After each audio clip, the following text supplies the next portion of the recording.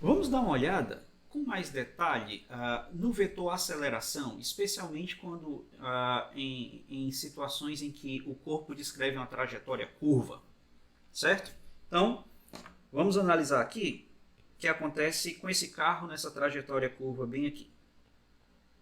Você tem o carro que no ponto P1 ele tem uma velocidade apontando para cá, e ele segue a trajetória curva e no ponto P2 a velocidade aponta para cá. Se não houvesse curva, a velocidade V2 estaria apontando no mesmo sentido da velocidade V1. Se o carro sofresse uma desaceleração, o vetor V2 teria módulo menor do que o vetor V1. Se o carro sofresse uma aceleração, o vetor V2 teria um módulo maior do que o vetor V1. Ok? Isso nesse caso de que ele estaria se movendo em linha reta. Mas ele está se movendo em curva, certo? Então o que é que a gente vai fazer aqui? A gente vai colocar os dois vetores V1 e V2 na mesma origem, para a gente poder saber para onde aponta o vetor ΔV. Então esse vetor ΔV faz um triângulo aí com o vetor V1 e o vetor V2. De novo, eu chamo a atenção para o fato de que se V1 apontar, se não houvesse uma curvatura na trajetória, V1 e V2 estariam paralelos e o vetor ΔV estaria na mesma linha, certo? E não formariam um triângulo, seriam três vetores colineares.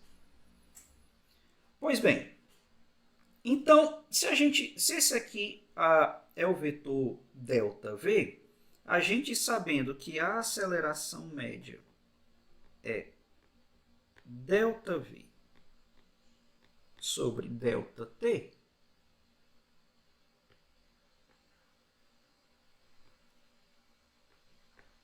certo? A aceleração vai apontar na mesma direção do vetor. A aceleração média vai apontar na mesma direção do vetor ΔV, certo? Então, a gente sabe, numa trajetória curva, para onde aponta o vetor aceleração média. Ok?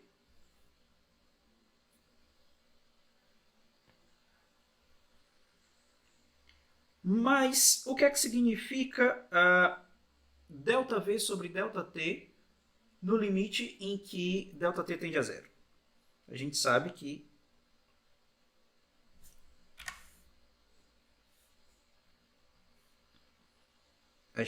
que a aceleração instantânea é o limite quando ΔT tende a zero de ΔV sobre ΔT. Então imagine aqui essa trajetória curva. Você tem bem aqui o V2 apontando para cá. No instante T1, o V1 aponta para cá. Tá certo? ΔT é o tempo que leva para o corpo chegar do ponto P1 até o ponto P2. Então, fazer com que o limite de ΔT tende a zero é fazer com que o ponto P2 se torne cada vez mais próximo do ponto P1. Certo? E quando chegar no limite em que isso for suficientemente pequeno, você tem o vetor aceleração instantânea. Nesse caso, o vetor aceleração instantânea vai formar um ângulo com o vetor velocidade no ponto P1, certo? Então, veja que aqui já destoa bastante do caso unidimensional. Porque no caso unidimensional, você sempre tem aceleração e velocidade apontando na mesma direção, na mesma linha. Eles podem apontar, eles podem ser opostos. Porque, por exemplo, velocidade positiva, aceleração negativa, significa dizer que o corpo está desacelerando. Ele está andando na direção positiva, mas desacelerando, perdendo velocidade. Se a velocidade é negativa, significa dizer que o corpo está andando na direção negativa do eixo. E a aceleração positiva significa que ele está perdendo velocidade. Andando para o lado negativo do eixo, mas perdendo velocidade. Se os dois, velocidade e posição, velocidade e aceleração tiverem mesmo sinal, o módulo da velocidade aumenta. O sinal da velocidade é que vai dizer se ele está andando para o lado positivo ou para o lado do eixo, certo? Então, resumindo a história, no movimento unidimensional, velocidade e aceleração estão sempre paralelos ou antiparalelos. No caso tridimensional, quando envolve trajetória curva, você pode ter o velocidade apontando numa direção e o vetor aceleração apontando para outra, fazendo um ângulo alfa qualquer, certo? E o que é que significa esse ângulo alfa?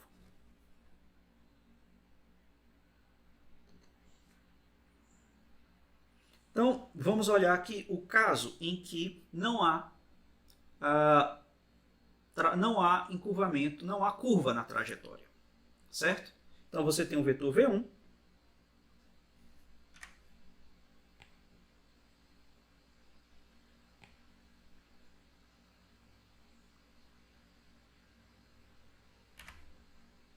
pronto. Imagine o caso em que não há curva na trajetória. Então, você tem o vetor V1 no instante T1 e no instante T2 você tem o vetor V2 de módulo maior, certo? Pode ser maior, pode ser menor. Aqui foi o desenho mostra maior. Quando você faz o ΔV, você vai ver que o ΔV o vetor V1 e o vetor V2 são todos colineares. E a aceleração vai apontar na mesma direção de ΔV. Então a gente tem aqui uma aceleração que é paralela à velocidade. Essencialmente o que acontece no movimento unidimensional. Agora, quando você está numa trajetória que envolve curvas, mudanças de direção do movimento, tá certo? Você vai ter o vetor V1 apontando numa direção e o vetor V2 apontando noutra direção e formando um ângulo ΔΦ entre eles. E o vetor ΔV vai formar um triângulo com esses dois vetores. E o vetor aceleração vai apontar na direção do vetor ΔV, certo? Isso aqui acontece mesmo que o módulo de V1 seja igual ao módulo de V2, certo? Mesmo que o módulo da velocidade não mude, se encurvou a trajetória, vai haver um vetor ΔV, certo? E vai haver uma aceleração vetorial. Ok? Aí você se pergunta, peraí, tem uma aceleração vetorial, mas o módulo da velocidade não muda? Vamos entender isso melhor.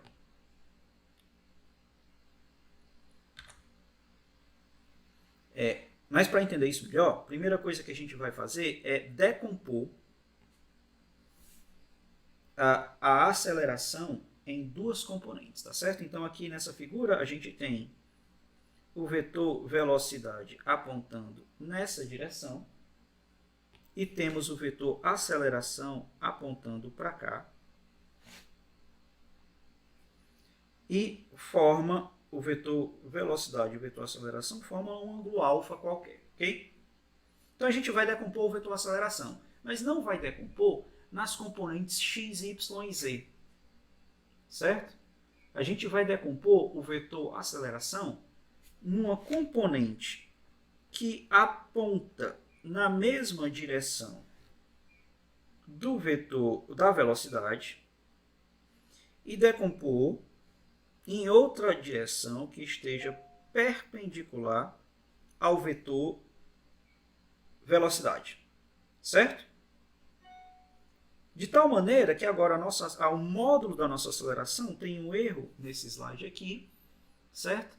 Vai ser a aceleração paralela ao quadrado mais a componente perpendicular da aceleração ao quadrado, a raiz quadrada disso tudo aqui. A gente tem um módulo da aceleração, tá certo?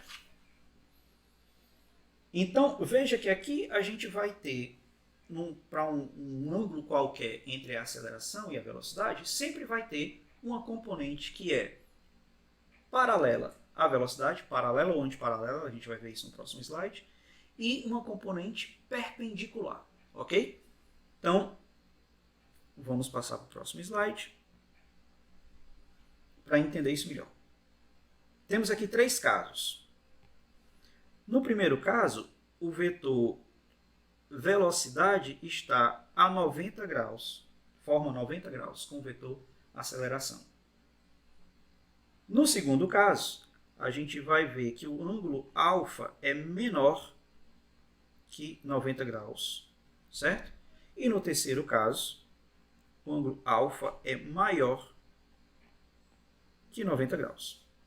Se a gente for fazer a decomposição em componentes paralelas e componente perpendicular, a gente vai ter nesse daqui que a componente paralela é 0 e que a componente perpendicular é diferente de 0.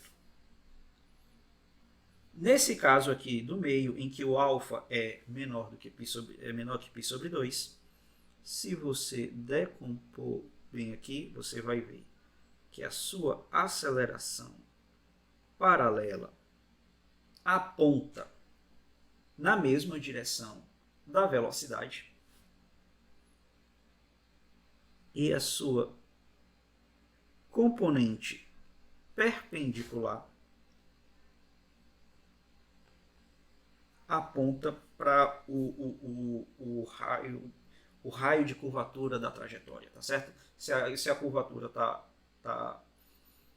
é para dentro, então a aceleração perpendicular vai apontar para cá, ok? No último caso, a gente vai ter que a velocidade faz um ângulo maior do que π sobre 2. Se a gente decompor aqui, para decompor, você faz a projeção dessa linha do vetor para cá. Você vai ver que o vetor paralelo vai ser apontar na direção contrária da velocidade. E o vetor perpendicular aponta para dentro da concavidade da trajetória. Ok? Então veja, vamos analisar esses 2 casos aqui. Que a componente paralela à velocidade é diferente de 0. Certo? Então aqui a gente tem que a componente da velocidade é diferente de 0 e aqui também. Certo? Nesse caso aqui, do meio, a gente tem que a componente da aceleração aponta na mesma direção da velocidade. O que é que significa isso? Que a aceleração tem o mesmo sinal da velocidade. Isso significa dizer que o corpo está, o módulo da velocidade está aumentando, então ele está acelerando. Certo? O módulo da velocidade muda. Nesse segundo caso aqui, a aceleração paralela aponta na direção contrária da velocidade. O que é que isso quer dizer? Pensando no movimento unidimensional, que a aceleração tem sinal diferente, oposto da velocidade. O que é que isso acontece? Isso desacelera o corpo. Então, o módulo da velocidade diminui. Certo? E no caso intermediário, que é justamente esse aqui, a gente não tem componente paralelo, nem antiparalelo à velocidade. Então significa dizer que para esse movimento aqui, o módulo da velocidade não muda, apesar de haver uma aceleração diferente de 0, que é justamente a aceleração perpendicular à velocidade, o módulo da velocidade do corpo não muda. Então, para que diabo é que tem essa aceleração? Essa aceleração significa o quê? Essa é a aceleração radial. Essa é a aceleração responsável não por mudar o módulo da velocidade, mas por mudar a direção do vetor velocidade. Certo? Então, a gente pode, quando a aceleração faz um ângulo de 90 graus com a velocidade, a gente pode dizer que a velocidade escalar se mantém constante. Quando o módulo paralelo, o módulo da aceleração paralela à velocidade é positivo, quando eles apontam na mesma direção da velocidade, o que acontece aqui é que a velocidade escalar cresce. Quando o vetor velocidade aponta para um lado e o módulo da aceleração paralela à velocidade, o vetor aceleração paralela à velocidade aponta em direção contrária, o que acontece é que a velocidade escalar, o módulo da velocidade diminui. Então a gente pode a gente pode sintetizar todas essas ideias aqui dizendo o seguinte: a componente paralela da aceleração altera a velocidade escalar. A componente perpendicular da aceleração não altera a velocidade escalar, apenas muda a direção da velocidade. Certo? Então, para concluir essa parte, vamos analisar aqui um exemplo que mostra o movimento de um esquiador. Certo? Então, aqui nesse exemplo, o esquiador desce uma rampa.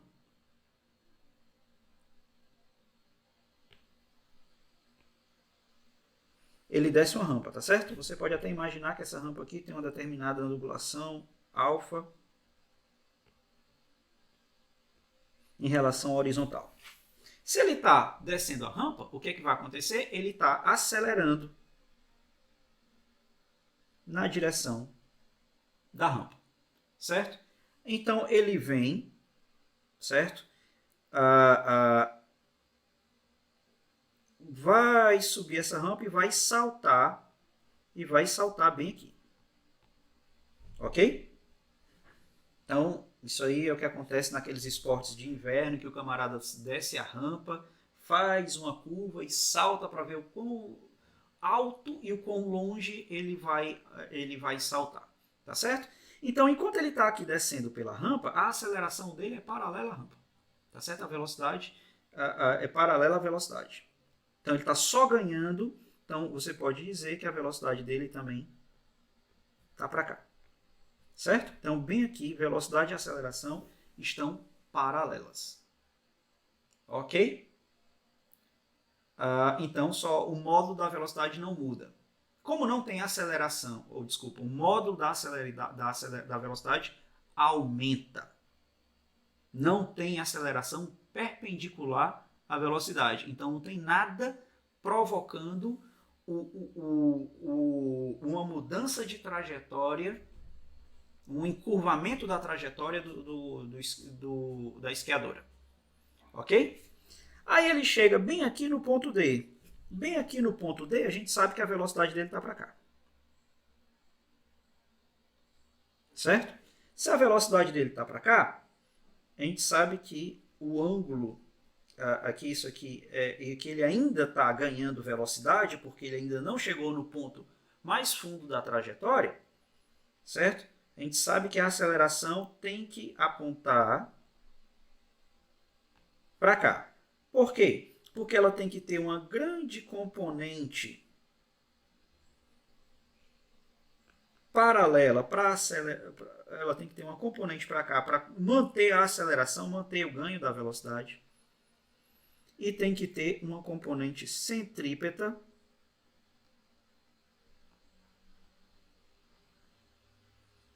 responsável por causar a curvatura aqui no movimento da esquiadora. Chegando bem aqui no ponto mínimo desse encurvamento, a gente sabe que a velocidade está para cá. E já não tem mais a gravidade fazendo... E já não tem mais a gravidade...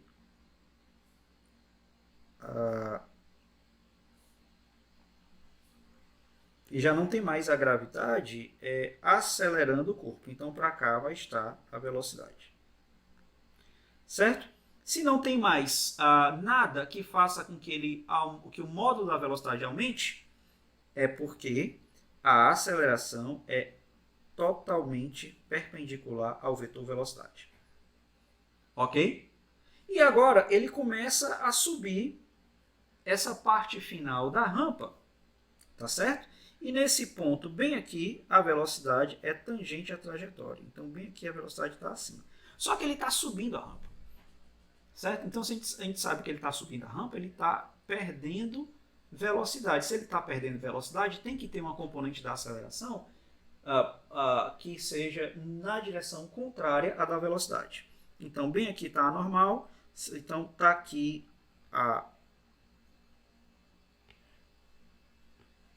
tá para cá a componente paralela da aceleração, apontando na direção contrária da velocidade para fazer com que ele desacelere.